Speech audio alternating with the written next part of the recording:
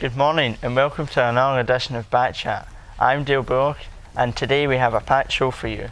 Later I'll be introducing my studio guests who will be discussing the issue of the badger cult in England. But first, over to Jamie with today's news headlines. Good morning, I'm Jamie Harkin and here's today's news headlines.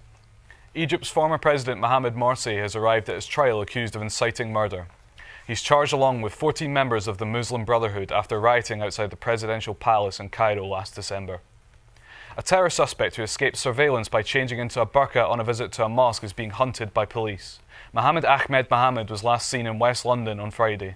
The Somali national is the subject of a terrorism prevention order restricting his movements on grounds of national security. The Labour Party are promising a 12-month tax break for companies which agree to pay their workers more than the minimum wage. Ed Miliband says if his party win the next election, employers could get up to £1,000 for every employee whose pay is raised to the so-called living wage. The Simpsons have honoured Marcia Wallace, the late actress who voiced teacher Edna Krabappel. Sunday's episode began with Bart writing on the blackboard, "We'll really miss you, Mrs. K." Wallace, who died from pneumonia at the age of 70, appeared in 178 episodes of the cartoon. Joe Cornish, one half of Adam and Joe, is the shock favourite to direct Star Trek 3. According to reports in Hollywood, the Brit impressed bosses with his directorial debut Attack the Block. J.J. Abrams, who was in charge for the first two movies in the rebooted franchise, is unable to complete the trilogy because he's now working on rival sci-fi film Star Wars Episode 7. 2 acts have been announced for the 2014 Download Festival. Avenged Sevenfold are set to headline the main stage on Friday night with Rob Zombie as an opener. The festival has run for 11 years and has had acts such as Black Sabbath and AC/DC headline in the past. And finally, in sport, tomorrow night Celtic are set to play Ajax in the Champions League group stages, knowing 3 points would help their chances of making the last 16. The weather today is cold and wet. Thank you for that. Over to Dale.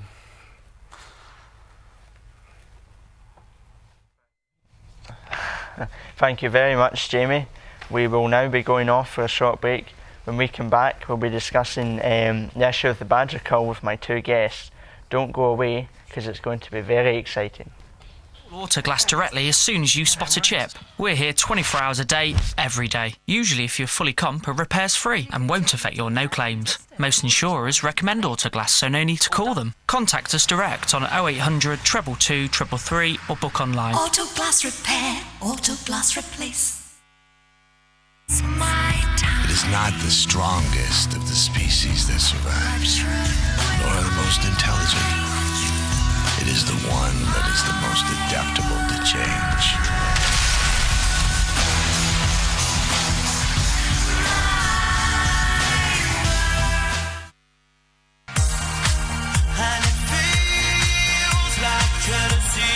Echoes, the brilliant new album from Will Young.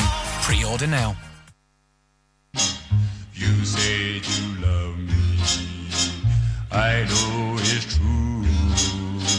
My life's complete, dear, for now I have you. Koala loves Cushell's cushiony softness.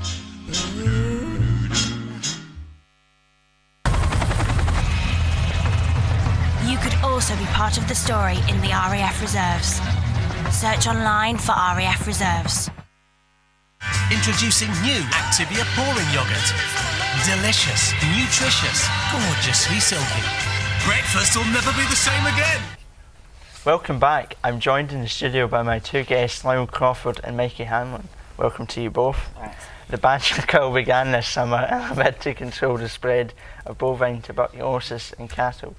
Licences to shoot thousands of badgers have been granted, and the cult has aroused strong reactions, including statements by some influential naturalists and conservationists, such as Sir David Attenborough.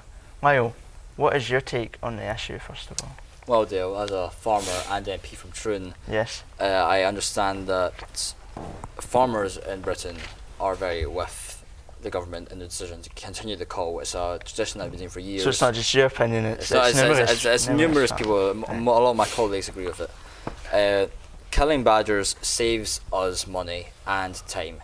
That money is able to go to other locations, like the proper NHS for humans, as opposed to these stupid little animals that we don't really need, don't do anything for us, apart from just provide noise I'll be quite honest with you.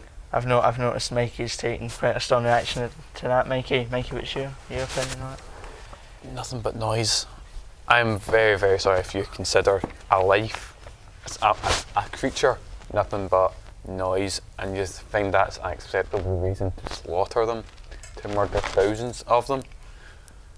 Well, just because they might be affecting your business a little bit, so you can't get as much money, or that they keep you up at night because they're rattling through your rubbish. I'm sorry, that is a horrible reason, and that means you're a horrible human being. Well, but then again, you're an MP, so you're a faceless You're a faceless, soulless human being anyway. Becoming just a little bit too much. It's not just my business that's going to be affected by it. Think about all the restaurants that are from supply. Exactly. Like, there are lots of restaurants that are just meat specialists. There's a lot of restaurants, even in Glasgow. Butchers. The butcher shop, butchers. Where would their business come from? They'd be gone. There's a lot of unemployment talking about just for some stupid little animals. Business. It's just all you think about, you soulless machine. You honestly can't think of anything but business. You're just a faceless corporation. Seriously, can we not just exist? Can we not just get on with everything? Because I swear to God, I'm stuck with someone who's just the face of a company, someone who sees nothing but money and everything. You're soulless, emotionless. All you care about is the paycheck at the end of the day. You don't care about all these creatures are getting slaughtered. You don't care about the welfare of anything. All you care about is money. Well, that is. I think there is an important question on welfare, especially for us. We have the National Health Service, which is billions of pounds in debt. Why should we be helping out some badgers? Maybe as Lyle would. I absolutely agree with you. I mean, when we can't even sort out our own healthcare system. There's much more of us than there is of them. Thank you. A life is a life. We shouldn't ever take one over another, say because we have certain things and they don't. What I'm suggesting is keeping the cows alive and getting rid of some rodents. It's not that complicated. Yes, split them up, do something. Don't murder them. Well, the badgers exist and spread this horrible disease that cows off. We spread disease as well, but do we get slaughtered? You don't slaughter someone who's got hepatitis C. You don't slaughter someone. Right, guys, I think that we'll have to wrap that conversation up. Many thanks to my two guests. We'll be back tomorrow at the same time, and my guests will be discussing another hot topic. See you then. Goodbye.